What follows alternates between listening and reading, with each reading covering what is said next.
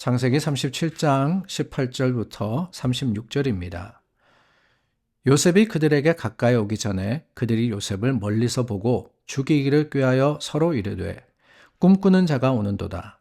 자, 그를 죽여 한 구덩이에 던지고 우리가 말하기를 악한 짐승이 그를 잡아먹었다 하자. 그의 꿈이 어떻게 되는지를 우리가 볼 것이니라 하는지라. 르우벤이 듣고 요셉을 그들의 손에서 구원하려 하여 이르되 우리가 그의 생명은 해치지 말자. 르우벤이 또 그들에게 이르되 피를 흘리지 말라. 그를 광야 그 구덩이에 던지고 손을 그에게 대지 말라 하니 이는 그가 요셉을 그들의 손에서 구출하여 그의 아버지께로 돌려보내려 함이었더라.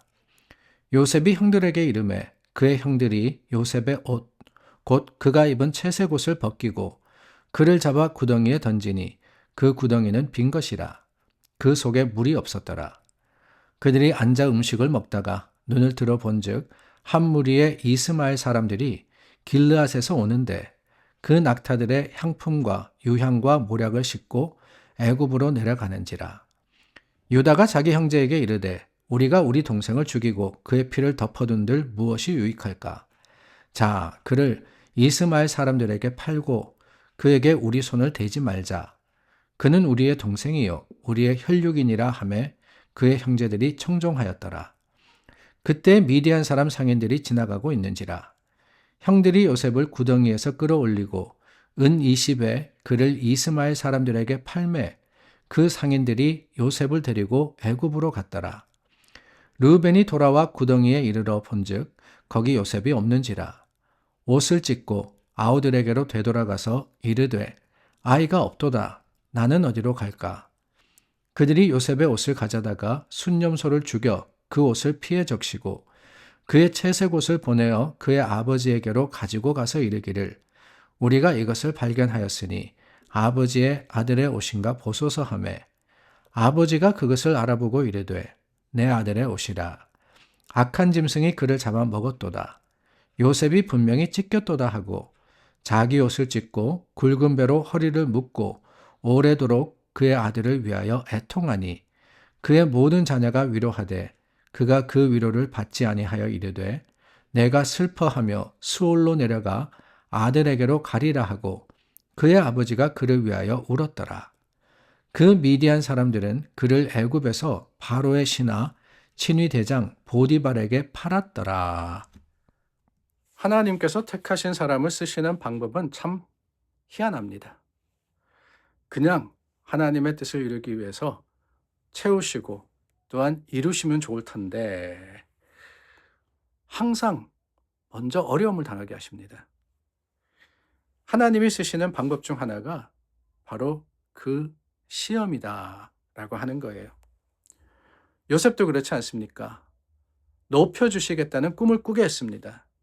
그런데 오늘 말씀해 보니까 눈앞의 현실은 요셉이 형들에게 죽을 뻔하고 그리고 구덩이에 던져서 인생의 밑바닥으로 곤두박질하고 있는 거예요. 형들이 요셉을 죽이기로 작정했습니다. 요셉을 죽이려고 했지만 감사하게도 하나님께서 간섭하여 주시어서 르우벤을 통해서 구원받게 하십니다.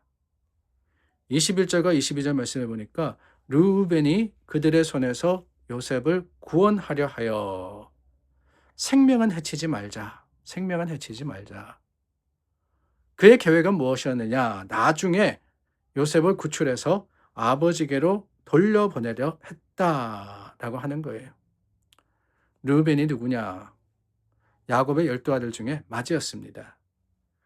이 맏형이 아버지의 역할을 대신해서 동생들을 돌봐야 하는데 어떻게 보면은 책임을 져야 하기 때문에 요셉을 살려야 되겠다라고 생각했는지 모르겠습니다. 어찌되었든 그 르우벤으로 인해서 야곱은 목숨을 구하게 되는데 여전히 그의 신세는 구덩이에 빠져 있는 상황입니다. 인생의 나락으로 가장 낮은 곳으로 떨어진 것입니다. 시편 40편 2절 말씀해 보니까 나를 기가 막힐 웅덩이와 수렁에서 끌어올리시고 내 발을 반석 위에 두사 내 걸음을 견고하게 하셨다라는 고백이 있습니다. 야곱의 그 아들들 요셉을 미워함으로써 그를 웅덩이에 넣었을 때 요셉의 마음, 요셉의 형편이 바로 이게 아니었을까요? 누구에게 죽을 뻔한 위협을 받았느냐? 누구에게, 누구의 손에 의해서 팔려갔느냐? 다름이 아닙니다. 가족입니다. 가족. 형들이었습니다. 형들. 가장 가까운 사람, 가장 가까운 사람, 어쩌면은 가장 믿을 만한 사람들에게 버림을 받았던 겁니다. 세상은 그런 게 아닐까요? 우리는 나를 미워하고 나를 싫어하는 사람들로부터 내가 이런 일을 당하는 거다라고 생각하지만 가만히 보면은 가장 마음이 아프고 가장 싫은 배반은 실은 내가 아끼고 사랑했던 그 사람에게서부터 온다라는 사실을 우리는 알고 있습니다. 고로 세상에는 믿을 사람 없어요.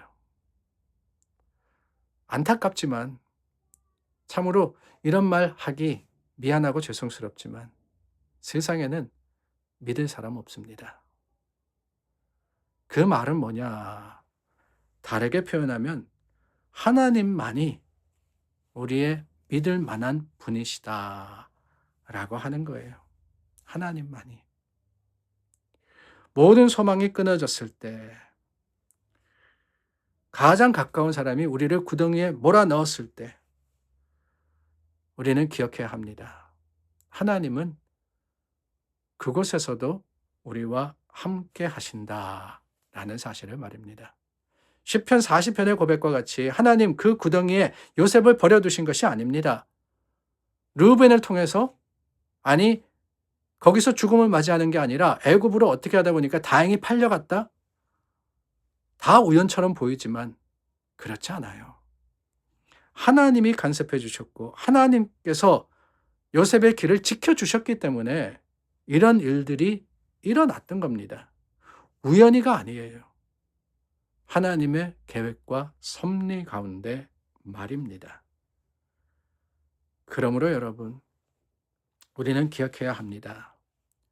마침 우리 삶에 일어나는 그 모든 일들이 우연과도 같이 느껴질 때, 그때 깨달으시기를 바랍니다. 하나님 그곳에 계십니다. 하나님께서 간섭하십니다. 미디안 상인들로 의해서 애굽으로 팔려갔던 것도, 그 애굽에서 보디발의 집에 팔린 것도, 보디발의 집에서 그 아내의 유혹을 받은 것도, 그 이후의 이야기도 우리 다 알지 않습니까? 감옥에 갇힌 것도, 꿈을 해석하는 것도, 그리고 총리의 자리에 오른 것도. 하나님께서 하나님의 뜻을 이루려고 예비하신 상황이었습니다.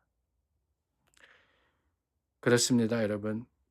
하나님은 우리의 고달픈 현실 속에서도 우리를 소망의 미래로 인도하시기 위해서 이런 징검다리와 같은 하나님의 계획과 하나님의 방법을 반드시 준비하시는 분이십니다.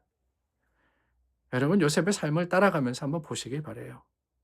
얼마나 적절하게 그 상황, 그 순간에서 그는 몰랐을 겁니다.